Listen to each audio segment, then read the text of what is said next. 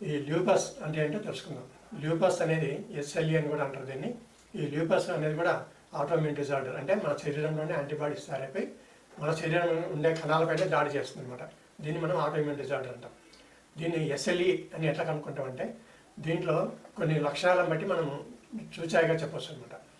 అంటే ఇప్పుడు SLE problem lupus వచ్చిన వాళ్ళలో ఇక్కడ బటర్ఫ్లై మాదిరిగా ఇక్కడ ర్యాష్ వస్తుంది. ఎండకు పోయినప్పుడు ఎండ తగిలితే కొంచెం అనేది ఇరిటేషను, ఈ ఎరప్షన్స్ అంటారు దీన్ని.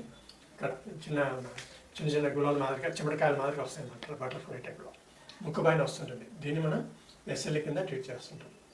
ఎస్ఎల్ఈ అంటే సిస్టమాటిక్ ల్యూపస్ ఎరిథెమాటోసస్ అంటారు దీన్ని సింపుల్గా ల్యూపస్ అంటున్నాం.